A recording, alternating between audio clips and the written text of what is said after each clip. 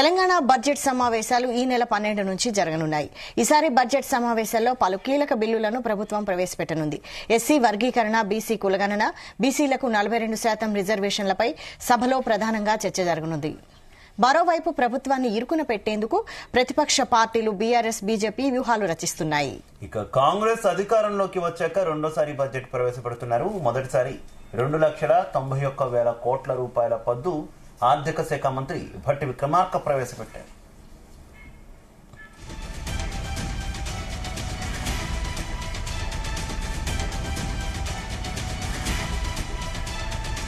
Right, ఇదే విషయానికి సంబంధించి మరింత సమాచారం మా బ్యూరో చీఫ్ నరేందర్ అందిస్తారు.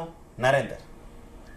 Right Shiva, Vaishali, assembly budget సమావేశాలు ఈ నెల 12వ తేదీ నుంచి ప్రారంభం కానున్నాయి. నిన్న కూడా కేబినెట్ సమావేశం జరిగింది. కేబినెట్ సమావేశంలో చాలా విషయాలు కూడా ప్రస్తావన తీసుకొచ్చారు. దాదాపు 5-6 గంటల దాకా జరిగింది. 3 గంటల నుంచి సాయంత్రం 9-9:30 వరకు కూడా జరిగినటువంటి సమావేశంలో మంత్రులు, ముఖ్యమంత్రి, అలాగే అందరూ అధికారులు పాల్గొన్నారు. చాలా అంశాలు కూడా దాంట్లో దాదాపు 45 అంశాల దాకా చర్చించారు. పన్నిటికి ఆమోదం కూడా తెలిపారు. ప్రధానంగా బీసీలకు సంబంధించిన విషయాలు కానీ, ఎస్సీ వర్గీకరణకు సంబంధించిన, కులగణకు సంబంధించిన అంశాలు కానీ వీటన్నింటి కూడా ఆమోదం తెలిపారు. ఇదే అంశాన్ని మంత్రులు కూడా చెప్పడం జరిగింది. అంటే అసెంబ్లీ బడ్జెట్ సమావేశాలు 12వ తేదీ నుంచి ప్రారంభమవుతున్న నేపథ్యంలో మొదటి రోజు గవర్నరు ప్రసంగిస్తారు. దాని తర్వాత బడ్జెట్ ఉంటుంది డే. మొత్తానికి రాబోయే ఈ శాసనసభ సమావేశాలు కూడా ఎన్ని రోజులు ఏంటి అనేది మనకు బీఎస్సీలో తెలిసే అవకాశం ఉంది. దాదాపు 10 నుంచి 15 రోజుల పాటు జరపాలనేది ప్రభుత్వం అనుకుంటుంది. అటు ఇటుగా దాదాపు 10 రోజుల పైనే జరుగుతాయనేటువంటి చర్చ జరుగుతోంది. ఈ బడ్జెట్ సమావేశాలు, ఈ రెండో బడ్జెట్ సమావేశం ఈ ప్రభుత్వానికి. మొదటిసారి కూడా భట్టి విక్రమార్క ఆర్థిక శాఖ మంత్రి దాదాపు మనం చూసాం 2 లక్షల పైగా 2,90,000 కోట్ల రూపాయల దాకా బడ్జెట్ పెట్టినటువంటి పరిస్థితి ఉంది. ఈసారి అంతకు కొంచెం పెంచే అవకాశం ఉంది. వాస్తవ బడ్జెట్ ని ప్రవేశపెట్టాలన్నటువంటి ఆలోచనతో ఈ ప్రభుత్వం ఉంది. దీంట్లో ప్రధానంగా ఈ బడ్జెట్ సమావేశంలో బడ్జెట్ ఒక ఎత్తు అయితే బీసీ రిజర్వేషన్ సంబంధించినటువంటి తెలిసిన కులగణన సర్వే రిపోర్ట్ ఏదైతుందో వర్గాల మేధావులు, కుల సంఘాల నేతల సమావేశం సంప్రదించిన తర్వాత ఈ నిర్ణయం తీసుకున్న నేపథ్యంలో 42% రిజర్వేషన్లు పెంచాలన్నటువంటి ముసాయిదా చట్టానికి కేబినెట్ ఆమోదం తెలిపిన నేపథ్యంలో బిల్లును పెట్టే అవకాశం ఉంది. రాజకీయ, విద్యా, ఉద్యోగ అవకాశాల్లో 42% ఇక్కడి నుంచి పెట్టాలన్నటువంటి ఆలోచన ఉంది. ఈ బిల్లుకు సంబంధించి కేబినెట్ కూడా నిర్ణయం తీసుకునేపట్లో దాంతో ఆమోదం పొంది చేసే అవకాశం అయితే కనిపిస్తుంది. అది తర్వాత కేంద్రానికి పంపుతారు. అదేవిధంగా ఎస్సీ వర్గీకరణకు సంబంధించినటువంటి దాన్ని కూడా అదే రకంగా చేసే అవకాశం ఉంది. ఈ అసెంబ్లీలో పలు బిల్లులు కూడా తెరపైకి వచ్చే అవకాశం ఉంటుంది. ఇప్పటికే ప్రతిపక్షాలు కూడా చాలా సీరియస్ గా చాలా అంశాలతో వచ్చే అవకాశం అయితే కనిపిస్తుంది. బీజేపీ, అదేవిధంగా బీఆర్ఎస్ కూడా, ప్రధాన ప్రతిపక్ష పార్టీగా ఉన్నటువంటి బీఆర్ఎస్ పార్టీ, అదేవిధంగా పార్టీ అధినేత కేసీఆర్ కూడా అసెంబ్లీకి వస్తున్నారని ఇప్పటికే సమాచారం అందిన నేపథ్యంలో ఖచ్చితంగా వాడివేడిగా జరిగే అవకాశం అయితే కనిపిస్తుంది. ప్రధానంగా ఈ మధ్య కాలంలో తీసుకున్నటువంటి రాష్ట్ర ప్రభుత్వం తీసుకున్నటువంటి పలు నిర్ణయాలు పై ఇప్పటికే బీఆర్ఎస్ పార్టీ చాలా పెద్ద ఎత్తున నిరసన కార్యక్రమాలు తీసుకొచ్చింది. ప్రధానంగా ఎస్సీ వర్గీకరణకు సంబంధించినటువంటి ఇష్యూ కానీ, కులగణకు సంబంధించినటువంటి ఇష్యూ మీద కులగణ విషయంలో పెద్ద ఎత్తున బీఆర్ఎస్ పార్టీ తప్పుపట్టింది. సర్వేలు కూడా పాల్గొనే పరిస్థితి కూడా కనిపించింది. దాని తర్వాత హైడ్రా విషయాలు కానీ, అదేవిధంగా ఈ మధ్యలో మూర్తి రివర్స్మెంట్ కు సంబంధించిన విషయాలు కానీ, అదేవిధంగా రాష్ట్రానికి బడ్జెట్ బయట నుంచి కేంద్రానికి ఏం తీసుకెళ్లాలనే అంశం మీద కానీ, ఇట్లా ఓవరాల్ అంశం మీద అయితే నరేందర్, కేసీఆర్ ఈసారి సమావేశాలకు హాజరు అవుతూ ఉండడం కొంత ప్రత్యేకమని అనుకోవాలి కదా. ఏంటి మొత్తం సమావేశం జరిగే అన్ని రోజులు కేసీఆర్ హాజరవుతారు అనుకోవాలా, లేదంటే 1-2 రోజులు మాత్రమే ఆయన వచ్చి వెళ్లే అవకాశం ఉందా? బీఆర్ఎస్ వర్గాలు ఏం చెప్తున్నాయి ఈ విషయంలో? అలాగే గవర్నమెంట్ ఎలా రెడీ అవుతుంది కేసీఆర్ ను ఎదుర్కోవడానికి?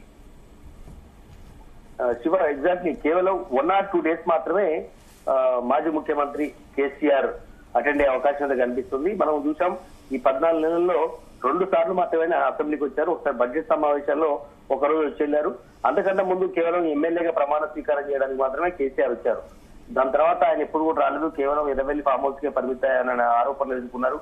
దాని తర్వాత మనం చూసాం 2-3 సార్లు తెలంగాణ భవన్ కు వచ్చినప్పుడు కూడా భవిష్యత్ కార్యాచరణ వీటన్నిటి మీద పార్టీలో చర్చ జరుగుతున్నటువంటి నేపథ్యంలో ఆయన ఇక్కడి నుంచి అసెంబ్లీకి కావచ్చు, లేదంటే పార్టీ కార్యక్రమాల్లో ఇన్వాల్వ్ అవుతారు పెద్ద ఎత్తున అనేటువంటి చర్చ జరుగుతోంది. కానీ బడ్జెట్ సమావేశాల విషయంలో మాత్రం కీలకమైనటువంటి సందర్భం రోజు మాత్రమే హాజరై మిగతా రోజులు హాజరు కాకుండా ఉంటేనే మంచిది అన్నటువంటి వ్యూహంతో బీఆర్ఎస్ అధినేత భావిస్తున్నట్టు తెలుస్తోంది. ఈరోజు ఆ పార్టీకి సంబంధించినటువంటి ఎమ్మెల్యేలు కావచ్చు, రాజ్యసభ సభ్యులు కావచ్చు, అదేవిధంగా పార్టీకి సంబంధించిన కీలకమైనటువంటి నేతలతో సమావేశం అవుతున్నారు. ముఖ్యంగా ఎమ్మెల్యేలకు సంబంధించినటువంటి ఎమ్మెల్సీ కోటాకు సంబంధించినటువంటి క్యాండిడేట్ కూడా డిసైడ్ చేసే పనిలో ఉన్నారు.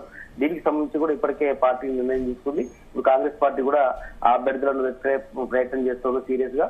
అయితే ఇక బడ్జెట్ సమావేశాల్లో ప్రధానంగా పలు బిల్లులు ఆమోదం పొందడం, అదేవిధంగా ఇప్పటి వరకు ఈ 14 నెలల్లో ఏం చేశామని ముఖ్యమంత్రి రేవంత్ రెడ్డి కూడా చెప్పుకునే అవకాశం ఉంది. రైతులకు ఏ రాష్ట్రంలో జరగని విధంగా 21,000 కోట్ల రూపాయలతో రైతు రుణమాఫీ చేసామని కానీ, రైతు భరోసా ఇస్తున్న విషయాన్ని కానీ, మహిళా సాధికారతకు సంబంధించినటువంటి ఇష్యూస్ కానీ, ముఖ్యంగా ఆర్టీసీ బస్సులో మహిళల ప్రయాణానికి సంబంధించి కానీ, ఇట్లా చాలా విషయాలు గతంలో చెప్పారు. ఈసారి కూడా చెప్పుకునే అవకాశం ఉంది.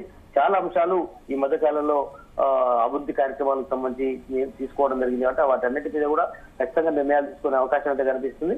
ఖచ్చితంగా ఈ ఎస్సీ వర్గీకరణకు సంబంధించినటువంటి షమీర్ అఖ్తర్ కమిషన్ ఏదైతే ఉందో దానికి సంబంధించి నివేదిక ఇప్పటికే ఇచ్చిందో కాబట్టి దాని మీద కూడా పూర్తి స్థాయిలో ప్రస్తావన తీసుకొచ్చి ఇప్పటికే ఎస్సీలు ప్రధానంగా మాలమాదిగల విషయంలో ఒక కంపారిజన్ మాదిగలకు కొంచెం న్యాయం జరిగే విధంగా రాష్ట్ర ప్రభుత్వం నిర్ణయం తీసుకుంటున్నటువంటి నేపథ్యంలో ఈ పెద్ద ఎత్తున పార్టీ అయితే పండుగలు చేసుకుంటున్నటువంటి పరిస్థితి కనిపిస్తుంది.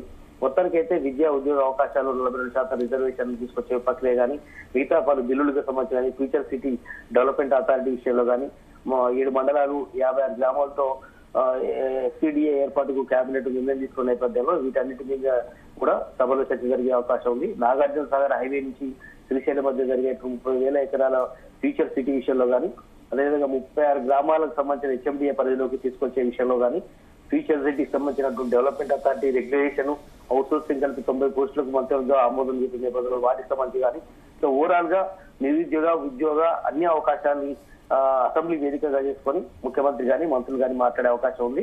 అదేవిధంగా రాష్ట్రంలో జరుగుతున్న పరిణామాలు, తాజా రాజకీయ పరిస్థితులు, ఒక పక్క బీజేపీ కూడా ఈ మధ్యలో 2 ఎమ్మెల్సీ సీట్లు తెలుసుకోవడం కొంచెం పుంజుకుంటున్న నేపథ్యంలో ఆ బీజేపీ ఎమ్మెల్యేలు కూడా వ్యూహరచనతో వస్తున్నారు. ప్రభుత్వాన్ని ఇరకాటకం పెట్టేందుకు బీజేపీ కూడా చాలా ఎత్తుగడతో ముందుకెళ్తుంది. బీఆర్ఎస్ కూడా అదే స్థాయిలో సభను సద్వినియోగం చేసుకోవాల్సిన అవసరం ఉందని చెప్తున్నారు. కనీసం 1 రోజులైనా 20 రోజులైనా పైగా జరపాలి అసెంబ్లీ సమావేశాలు, బడ్జెట్ సమావేశాలని ఒత్తిడి చేసే అవకాశం కనిపిస్తుంది. కానీ ప్రభుత్వం మాత్రం 10-12 రోజులనే కుదించుకోవాలన్నటువంటి ఆలోచనతో ప్లాన్ చేస్తున్నట్టు తెలుస్తుంది. మొత్తానికైతే మరొక 4 రోజుల్లో జరిగేటువంటి అసెంబ్లీ బడ్జెట్ సమావేశాలు చాలా హాట్ గా జరిగే అవకాశం కనిపిస్తుంది.